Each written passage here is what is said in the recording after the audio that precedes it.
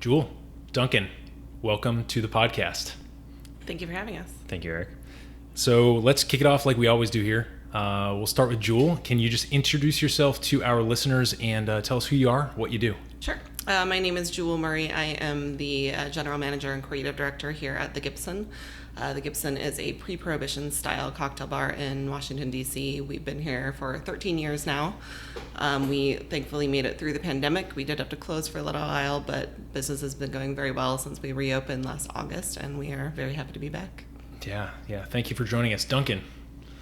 Yeah, Eric, we know each other briefly. I work for Mount Defiance. My name's Duncan. My pronouns are he, him. I have been working for Mount Defiance for about 2 years, so really tapped in for the pandemic for sure. And Mount Defiance is a small craft cidery and distillery. We've been around for about 6 years. We really focus on balancing botanicals, French-inspired or otherwise spirits that are not really caught on here in the U.S. yet, and delivering just incredible, complex, tight flavors through our spirits. Yeah, and this is not our first podcast touch point with Mount Defiance. The distiller, our mutual friend Peter Alf, was one of our early guests on the podcast. So for those of you who are joining us via YouTube or who have a chance to swing by the show notes over at modernbarcart.com/podcast, you can check out our interview, which I will link to there. We discuss a ton of cool stuff, including absinthe, which is one of the products that Mount Defiance is known for. But today, we are here not to talk about absinthe per se, although there is some vermouth on the table. We've got some other botanical stuff, but the botanical spirit we're here to discuss is gin. And I'm super excited to meet with you both because you kind of represent two different, really important touch points on the journey of a bottle of gin on its way to someone's belly, right? Jewel, obviously you are, as you know, I'm kind of keying in on part of your job description here, creative director. You're responsible not only for, making sure that the bar here is up and running, but also that the drinks that are coming over the bar to guests are evocative of what the Gibson wants to, kind of put out in terms of quality. You've been here in Washington, D.C. for 13 years, really well-respected joint. And so I'm wondering if you might kick us off by kind of talking a little bit about the cocktail ethos here and, what happens speculatively, and maybe we'll get into details, when a bottle of spirits that you decide to take into your program comes behind the bar and you need to decide, hey, I need to make some cocktails with this. What does that all look like? And what's the vision for the Gibson? Sure. So, like I said, we do pre-prohibition style cocktails. We're doing classic techniques, things that have been around for 200 years or so. We might bring in some more modern ingredients as far as things that exist in a bottle, such as chinola plays really well with gin, for example. It's a passion fruit liqueur coming out of Miami. Some of the more modern stuff, we obviously have a better selection than they did 150 years ago. We have a lot more to play with, but we're not doing any of the modern gastronomy techniques of playing with liquid nitrogen or, making weird foams or anything. Those have a place and they're delicious. We are a very classic oriented bar here. So we try and keep our cocktails 5 ingredients or less, usual 3-ounce formula before dilution for anything that is going to be stirred or shaken. And then any long cocktails, we'll try and do that 3 ounces before we lengthen them out with anything bubbly. That's a really useful, I think, creative constraint because our audience is almost split right down the middle between home bartenders who are really passionate about their craft and then industry professionals who just are interested in learning about a slightly different view on the industry. And I don't think I've ever heard somebody so concisely and, I guess, service-orientationally describe what you were talking about, in that it's like, okay, our creative constraint generally is that we're a pre-prohibition style or prohibition, kind of like a 100 or 200 years ago cocktail style bar. And that takes certain things off the table, but what remains on the table, here's how we're going to execute that. And to me, and anybody else who has ever tried to develop a creative cocktail or put together cocktails for a group of guests at home, you know that creative constraints are often where you're going to find, some of the things that you do best as a bartender or as a bar program. So I'm excited to talk to you about more of what that entails as we go here. But Duncan, can you introduce us, very generally speaking, to this new bottle over on the table right here, and maybe give our listeners a little bit of a sneak peek into how it came to be? Yeah, of course. I think what's really interesting about gin, in terms of when you're starting out to make it, and what our gin is you're really flavoring what is basically a neutral, just blank slate. And so when you go into it, you have to have a clear idea of what you want, and you have to have a clear idea of some of your constraints. So for us, we certainly wanted to constrain ourselves within kind of the core of the category of gin, which is a spirit that is very juniper present, juniper being a resinous berry that adds that primary flavor note that you associate with gin. And we also wanted to balance in our own kind of signature of balanced botanicals, which is something that we make a big deal out of at Mount Defiance. So kind of going into this process, we had that set out, and the first step was evaluating other gins that were on the market. Like, what else is out there, especially what else is out there locally. Mount Defiance is a very local focus. And so it's important to know who are we competing with, but also more specifically, like, what are people looking for in the area? What are people excited about? We're in Washington, D.C., obviously, and there are a lot of home bartenders and bars that are really focused on well-crafted, balanced, interesting expressions. And that is where we wanted to go with the gin. And certainly, I think that's what we have accomplished so far. After the tasting of the initial group of other gins, we're going in and we're looking at what can we incorporate. And that certainly is the first step.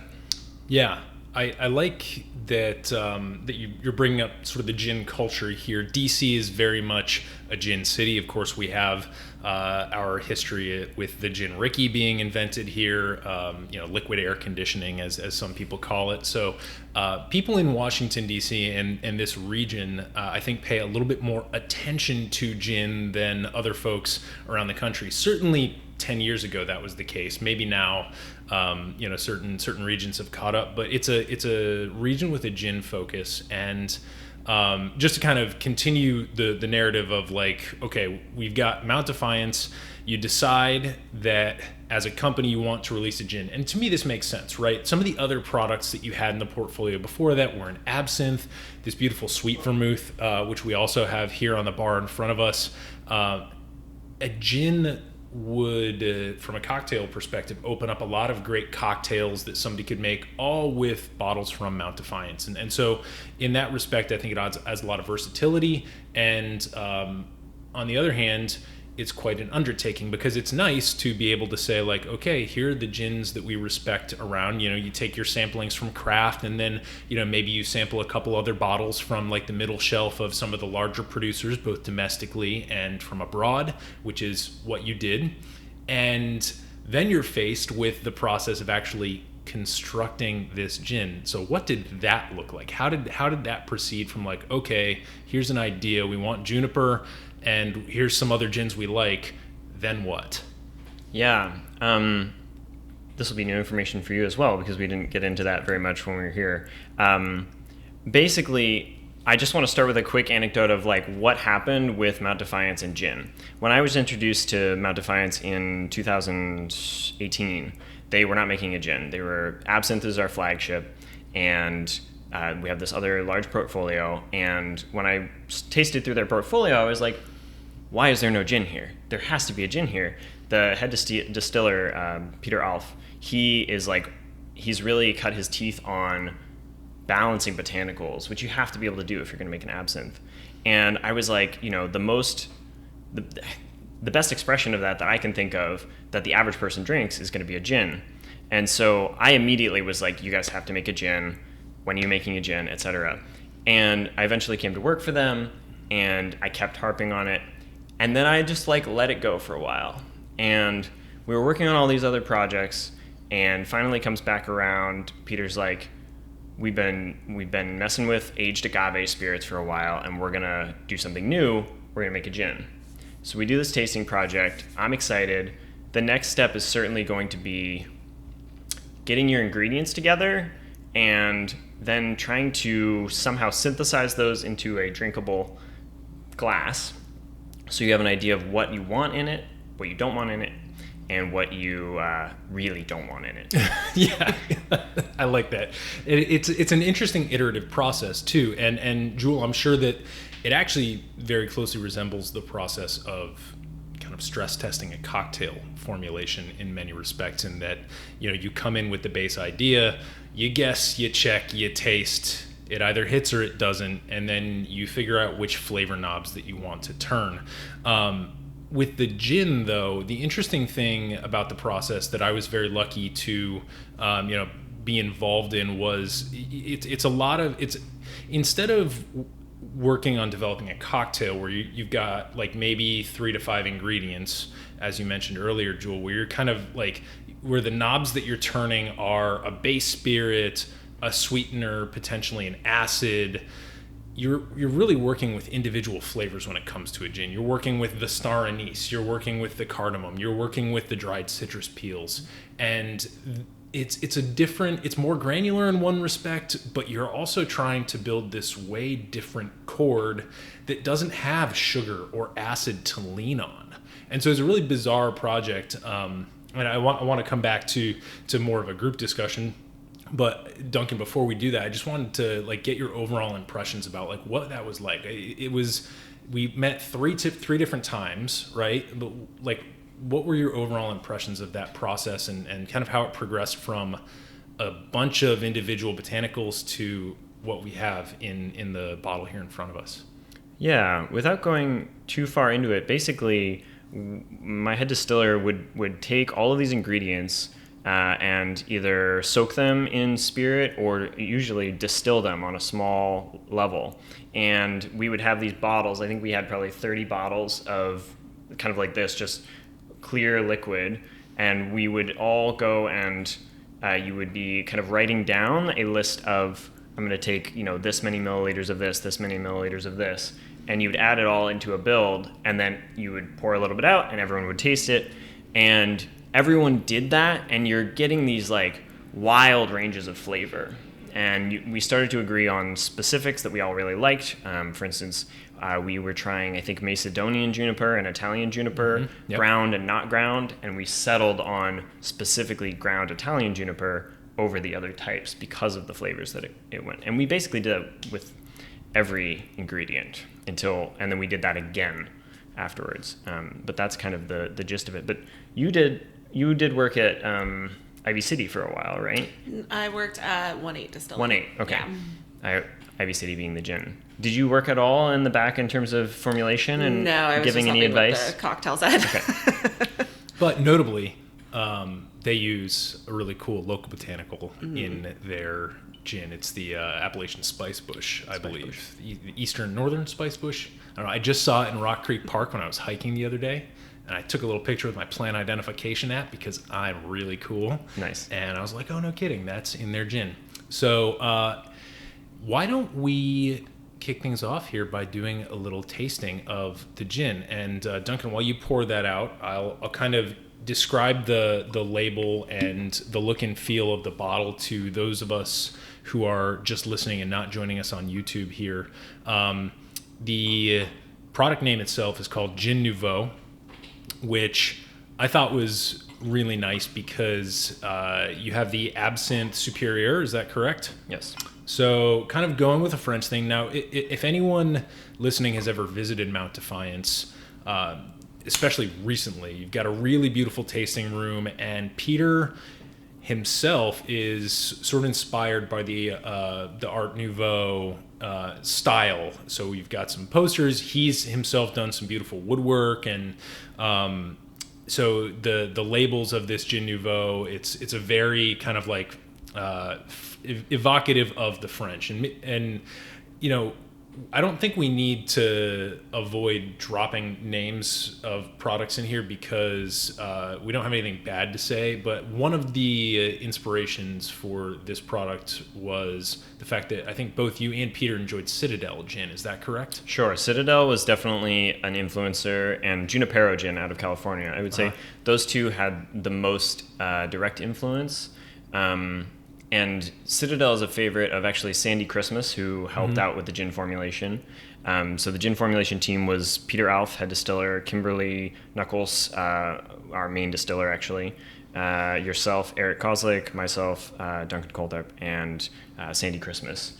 And so yeah, the Citadel, yes. though, it's one of the things about that is that to me, it was one of the first products in the gin space to come out as what I would refer to as a continental style gin, which is a little bit different than the London Dry, a very different, well, maybe less different from the New American than it would seem. But like one of the things that I want to talk about as we go here, after we get through a tasting, is to kind of talk about the different styles of gin that are out there on the market, talk about how this product may fit in, and then most importantly, give our listeners at home some idea about how to think about these and start mixing with them. That's really what I want to get to, but I'd love to get some just initial flavor notes, some nosing and tasting notes here. Yeah. So what are we getting, team?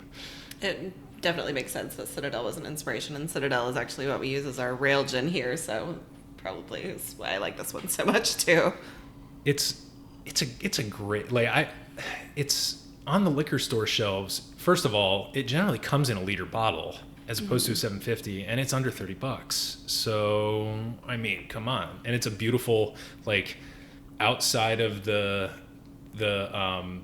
Bombay Sapphire bottle, I think it's kind of the prettiest bottle out there. It's a overall a great product for anybody who wants to start mixing with something that's a little bit more sophisticated than the Beefeater or something like that. But any specific flavor notes that you pull out of this, Jewel? So I'm getting, as opposed to Citadel, I get a lot more pepper from this. Citadel, especially with how it plays in cocktails, comes out a little more citrusy. And so for me, this reads a little more on the London Dry side than the continental side, which is great for cocktails because I know just tasting it what it's going to do with those cocktails, whereas Citadel can come off surprisingly citrusy sometimes, which is great to work with. I also really like the floralness that comes out of this. That gives me a lot more potential for a wider variety of things that, say, I might traditionally use something like Bar Hill for, that's just plays a little better with the floral notes, not necessarily having it itself, but knowing that those floral notes come out so nicely here, I know that I can use those and pull those elements out of it. The spice as well in it with the nice upfront pepper of the flavor profile.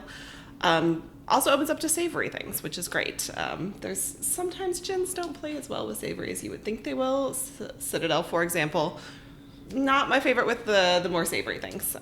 There's other style gins that, for example, the New American styles, if it's less on the floral side, they will do very, very well with the savory, but this is a nice balance of being able to play with all those elements, and I know I'm going to be able to throw it in most cocktails and have it be functional and delicious, which is very important for me, so that if a customer orders, say, like a Pegu Club from our bartenders and they want to do it with a gin that, we might not recommend for that necessarily because it's not going to bring out those elements. You have to have a certain amount of juniper for that cocktail to work. We don't have to have that conversation with people and be like, hey, maybe not. So it's really nice for us to have something that works really, really well with all those flavor profiles that we could need in a cocktail. I think what you've just brought up is a really interesting point because it's a conversation about versatility. And gin is, on one hand, an incredibly versatile spirit. And then when you walk up to an individual bottle of gin, it can end up being not versatile at all. And so it's a tricky category because when you start to develop actual cocktails, you're like, all right, we need a gin cocktail. Great, we're going to do this. And then you turn around and you look at your bar And the way that bars work, folks, is that they generally don't have a zillion bottles of every given category. They generally pick a couple. So it's very feasible that one could say, all right, I need to make a gin cocktail. I want to make this one. And then you turn around, you look at the bar, and there's nobody who's really screaming out to be featured in that cocktail. So the last thing that I want to just sort of reply to specifically was the Bar Hill comment, because that really got me thinking. We had Ryan Christensen, the head distiller from Bar Hill, on not too long ago, and we got to sample through their products, and notably, their gin is sweetened with honey. And so this is a perfect example of a case where it's like, oh, Bar Hill, such a great gin, but it's very junipery, also very floral and sweetened. So if you want that floral kind of element without the extra sugar and without some of that, this Gin Nouveau really does bring that out. And one of the things, I wonder, Duncan, if you might be able to comment a little bit on where some of these flavor and aroma notes can be coming from. We don't have to spit out all 13 of the botanicals here. Sure. But one of the things that I'm getting is lemon balm right on the nose, and that seems to be a really important ingredient. So talk about that, and then maybe some of the other things that are really coming out. Cubeb also comes to mind as a really powerful aroma here. Absolutely. I think going back to what we said before about constraints, we pretty early on had zeroed in on three kind of major components we wanted. We liked citrus, we liked juniper, and we liked spice. We wanted to not put front and center heat or the floral notes or vegetal notes as much. So as far as some of the aromas, the lemon balm is obviously well placed. That is a botanical we use in our absinthe and in our sweet vermouth. We grow a bunch of it ourselves, and we really love the way that it provides not quite perfumey, but like a nice, light, almost citrusy, floral, vegetal note. Tea-like. Tea-like, exactly. You are the expert here as far as actual names of ingredients. The cubeb pepper I love, and if I wanted to highlight one aspect of this gin that has really stuck out to me that I really enjoy, it would be the cubeb and the grains of paradise working together. Peppercorns, as we think of them often, black peppercorns, they have a certain just dry pepperiness to them. And what I've found with working with Sichuan peppercorns and now grains of paradise and cubeb peppers is you can actually get like a fruity kind of peppercorn flavor out of it. And that's something that I really look for now. And I'm looking for that like savory kind of fruity peppercorn like flavor. And I think that sticks out really well in this. The only other thing that I would highlight that a few discerning palates have picked up before is we also use star anise in this build. And the star anise is something that if you put in just a little bit so that it's there but it's not overpowering, you can really add a level of like sophistication and polish. It's why you use absinthe as a rinse in so many cocktails, or one of the reasons. And I think those are some of the major kind of standout solo pieces in this. Yeah, absolutely. So you mentioned the Pegu Club earlier as like, something that might be a potential application. I wonder if we might talk about some of the ways that we would go about using this gin. Now, generally what I do when I walk up to a gin, if I want to just absolutely profile it off of first nosing, first tasting, I'm like, all right, are you a Martini gin or are you a Negroni gin? Which one is it? Because those are the two biggest gin, or like a gin and tonic would be sort of like the third one there of like, is all I can do with you, stick you with some tonic and squeeze a lime in there. And to be fair, like that was unfair. Like there's some gins that are just made and just begging to be used in a G&T. So I don't mean to make that as a pejorative per se, but knowing that we've got this very specific gin, we've got some real care in the ingredients and that you grow some of them. Obviously Peter has almost a decade of experience working with these different ingredients. Our listeners who want to go back to our initial interview with him will hear about how he takes a trip up to New York every fall to harvest or to kind of procure the black currants for the cassis. So a lot of care put into the botanicals here. Knowing that and knowing a little bit about the profile that we've described so far, what are you thinking? What have we played around with so far in terms of cocktails? And if you have any comments more generally about how one goes about talking to a gin and saying, what would you shine in? Like, feel free to give any general advice to our listeners as well. Sure. Well, where I would start is the Martini. Same as you, Martini, Negroni, gin and tonic. Those are your three things that are really going to tell you what those gin's going to work with. And also 50-50 Martini is one of my favorite drinks of all time.